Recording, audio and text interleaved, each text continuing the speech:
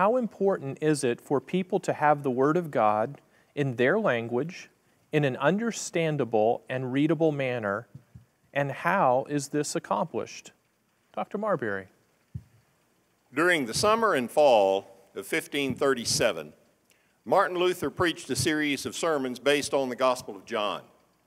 In one of those sermons, he explained some of the benefits that his congregation would receive from hearing the Word of God. He points out that from these beautiful and comforting texts, the people would receive help in their struggle against the devil. They can also receive a proper knowledge of who Christ is and what they can expect from him and what he really means to them.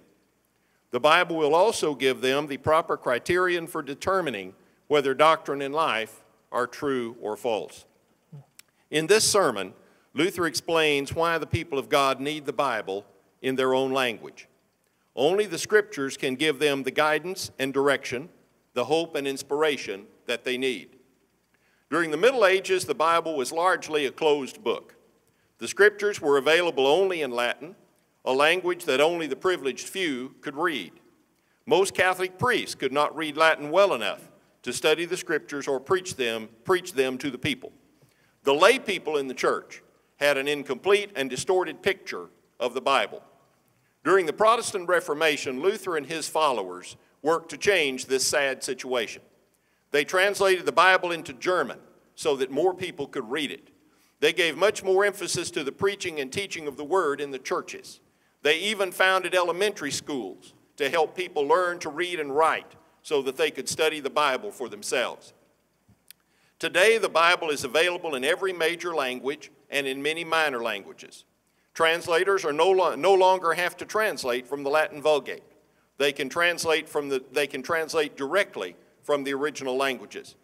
They have access to the best linguistic helps available so that they can translate as accurately as possible. We should note that the work of a translator is not easy. Greek and Hebrew are ancient languages that are very different from modern languages. Sometimes it is difficult to determine precisely what an ancient author meant and how best to translate it. The ancient Greek and Hebrew texts of the Bible do not change, but our understanding of those languages does change.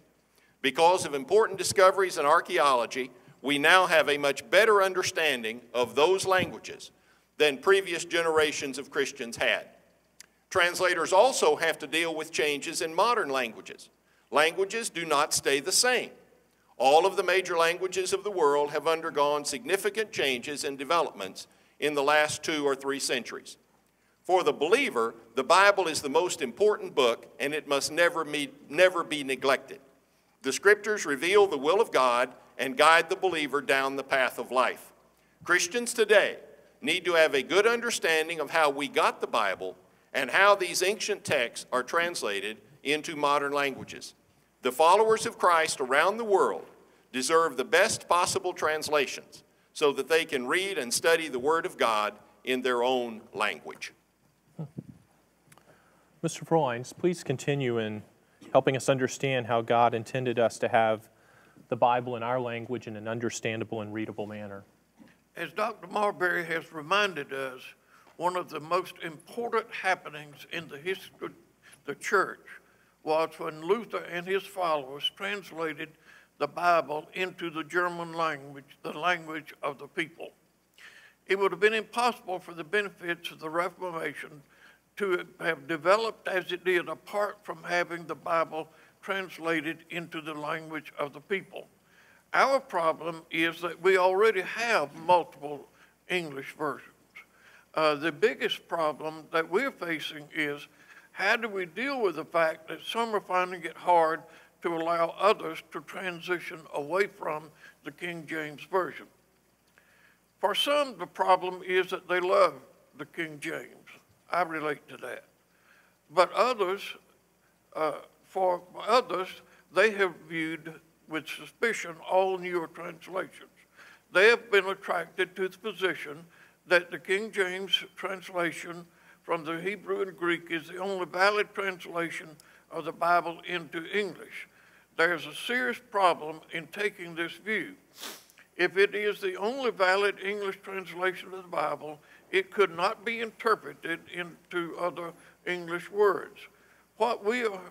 We could only read and quote the Bible. I do not think this is the direction that we want to follow.